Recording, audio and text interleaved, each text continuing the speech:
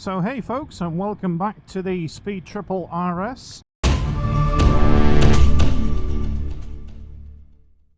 And this is the first day that we've actually managed to get out on this bike, with it being such a rainy, horrible winter coming feeling. It's just been absolute torrential rain. So I've not been out in the rain on it, and I wanted some dry roads really to get a first impression not only of the bike but also the Metzeler K3RR tyres that they've put onto this bike.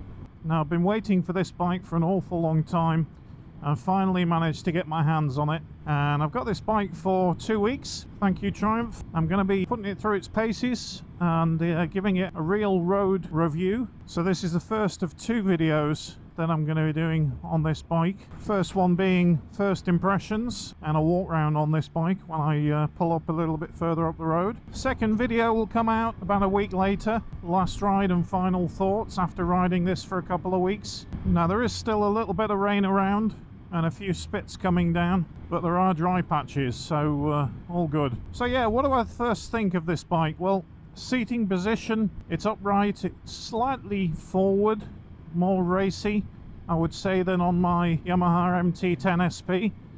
The pegs are a little bit higher, so my legs are bent a little bit more. One thing I can't get over though, when I look out of my visor just here, if I'm looking straight forward, I can't see any of the bike whatsoever, and all I see is the road in front of me and the road ahead.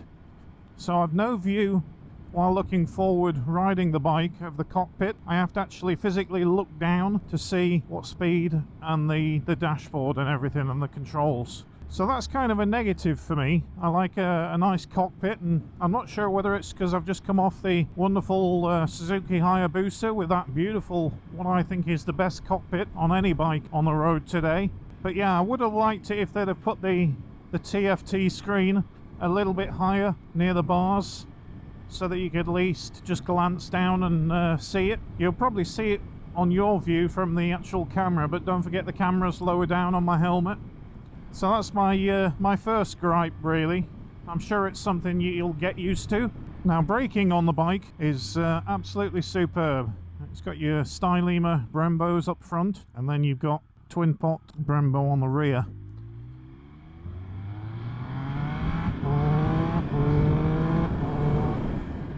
Now as you can tell just there, it's got a up and down blipper that really works well. The only thing I've found actually with the gearing, and I've noticed this today and also yesterday when I went out for a little photo op when there was a break in the clouds, is that it's quite difficult to find neutral on this bike.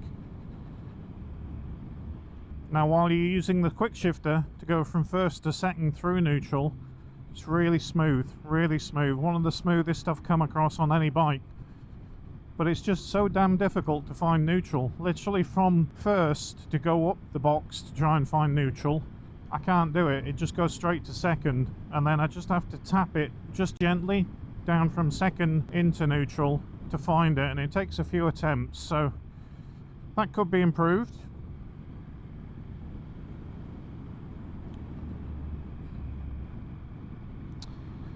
The throttle on this bike is, as with most fuel injected Euro 5 strangled bikes, a little bit on off like a tap, and for general road riding I think you're probably going to use just 15% of the throttle, so it's not really a one-on-one connection at all. And one thing I noticed coming through town, you just touch the throttle just on its own, it goes up 1000 RPM for a few seconds and then cuts off. And when I was filtering through traffic the other night, it was quite annoying with the bike just revving up on its own and going back down and doing it again all the time.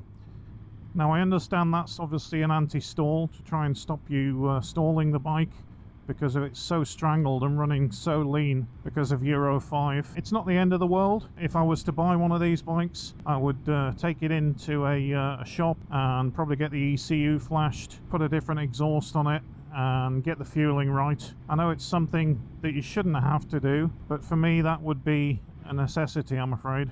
Now the bike itself, handling wise, is epic. Triumph really have nailed it. Here comes the rain. All these little clouds, but they don't half throw some rain down. Now the indicators and the switch gear are very tactile. I think it's the same switch gear that's on the Street Triple RS.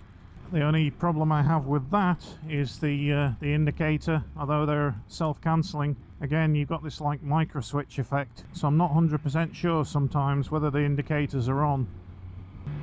And now what we'll do is we'll just pull off at my little place here at Pine Lake and give you a walk round and show you, just talk through the specs on this bike. And then also, after I've done the last ride and final review, final thoughts really on this bike, I will actually do a comparison video, which I've been asked to do, from this and my Yamaha MT-10 SP. Now both bikes are priced around 15.5k, and they're quite similar really, in some ways, not all, but I'm not going to go into detail on that. So stick around and stay tuned for that. If you're not already subscribed to the channel, it'd be appreciated if you could subscribe, hit that like button, and ding that bell for future videos coming up, which you'll get a notification not to miss anything. Okay, so the Triumph Speed Triple RS, this is a 2021 model, and this comes in the matte silver ice paint scheme. Okay, so let's look at the spec of this bike. Well, price wise, 15,500, so it really is competitively priced in the market in comparison to the 1290 Super Duke R. And also you've got things like the Yamaha MT-10 or MT-10 SP, and also one from Kawasaki, which is the ZH2 that I rode recently, and I'll pop a link to that one in the top right hand corner just here. And that was the supercharged version. But back onto the Triumph, the colour is the matte silver ice, so they also do this in a sapphire black, which is the one I would probably go for. I'll pop a picture of that just now. The engine on this bike produces 180 PS or 177 bhp, and that's from the inline 1200 triple, and then you've got 125 newton meters of torque at 9,000 rpm. Tyres on the bike are Metzler RRK3, and I'm not sure about these tyres yet. It's the first dry road I've ridden them on, but they've not a lot of tread, more dry road focused or track focused, so time will tell how I get on with those.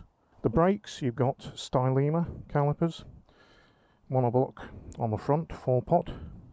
You've also got braided brake lines, stainless steel, and then on the rear, again you've got a Brembo 2-pot caliper. Discs on the rear are 220mm, and the discs on the front are 320mm. Suspension, fully adjustable, as you can see there. These are Öhlins front forks, and 43mm, and then on the rear you've got a TTX shock from Öhlins, again fully adjustable. 120mm of travel on the rear and 120mm of travel on the front. Okay, seat height 830mm. I'm 6'2", and I can pretty much flat foot this bike. So the weight of the bike comes in at 198 kilograms wet, and as you can see here we've got a quick shifter just there, which is an up and down blipper, but I still struggle to get neutral from first, and other people have commented on that also. It also has under the seat a lithium ion lightweight battery to keep the weight down. It has a keyless fuel cap, and the fuel capacity is 15.5 litres. Service intervals 10,000 miles. So here's the thing I'm struggling with: keyless ignition, keyless fuel cap, and I've noticed last couple of days, don't know whether the battery's dead on this, but when I try and switch the bike on, it won't switch on, not working.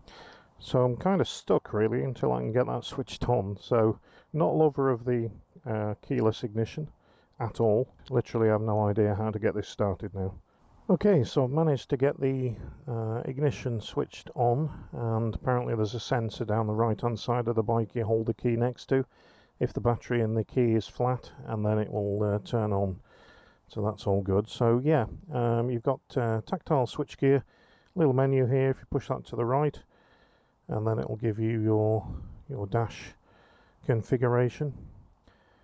And you've a lot of things here. You can go on to different themes, languages, date, time, shift indicator, rider name, brightness of screen. You can go through the rider aids, all of the other settings. You've also got trip meter, fuel save, lap timer, My Triumph connectivity on here as well, which you've got navigation, music, phone, SMS, GoPro control, intercom and different Bluetooth settings. So you've got a host of all the usual settings. The bike's got a 6-axis IMU, so you've got lean sensitive traction control and obviously ABS on the bike as well. So various rider modes, you've got road, rain, sport, track and a configurable one. So yeah, lots of different settings. On the right you've got your start stop and your home screen and also hazard warning lights, and just on the top there you have the steering lock switch because it's a keyless ignition. Like I say, not really impressed with keyless ignitions, especially when I had problems on this. So yeah, keyless ignitions problems aside, she is a looker. She's quite a nice machine to ride. But what I'm going to do now is just take her through some twisties on the way back home. From there, we'll give you more of an insight into how this bike handles and rides. So let's get back on. So one thing I didn't mention was that it's got all LED headlights, front and rear. It's got LED indicators. The mirrors, I quite like these Triumph bar end mirrors. They give a really nice view behind you. No vibrations or anything like that. But yeah, I think the screen, with it being so low down on the front, takes some getting used to. I don't think the screen on the Street Twin was actually that low. And also it had like a little cowl coming over the top of it, which looked quite nice. But I do prefer definitely the Street Twin RS paint scheme. Now whether that was 2020 paint scheme, the one that I had that was registered on 2021 bike, definitely on the website, even though they show sort of video clips and pictures of the bike that I rode, when you look at the actual configurator, it shows the matte grey or the matte silver ice that you've got on this bike, and pretty similar graphics. So yeah, a few gripes there really. I think they could have done better with the paint schemes. Now I see on the RR version of this that's coming out early next year, January I think it is, it's on their website now, you can go and take a look at that. So they've actually done a really nice red colour, which looks lovely. I would much prefer that over the silver ice any day, especially the matte version. Not a lover of matte, but each to their own.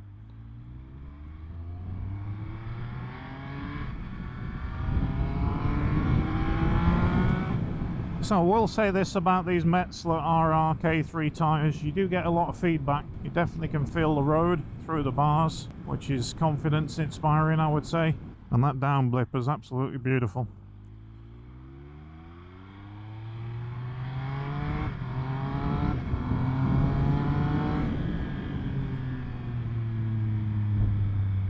Now I've heard on a lot of other reviews of this bike where the actual reviewers think the suspension's a little bit too hard for the road. Personally, I don't think it is. Now, whether somebody's adjusted this against one that comes off the factory floor, I would doubt it, but you never know. Now, I have on my own bike, I have the Öhlins electronic suspension. Now, on the firmest setting on that bike, it actually feels stiffer than this. I have actually softened it off slightly, probably similar to this. It feels very familiar. Now I did see an exhaust pipe, and I can't for the life of me remember the name of it now, but obviously people are doing aftermarket exhausts for motorcycles, and I saw one that really fit and looked nice on this bike, so I'll just pop it on the screen now. And you can tell me your opinion how it looks compared to the standard one. But yeah, bike's very flickable, and like I say, I mentioned that the Street Triple RS was one of the most focused bikes for handling and through the twisties and the roads. I'm sure these things are an absolute devil on the track. How many of us actually ride on the racetrack? You know, and if we do, how many times a year? So what I want to do is just get a good idea of what it's like and how capable it is for the average Joe on the average roads, which is where it's going to spend most of its time. If we can get past this white van, we might be able to find out.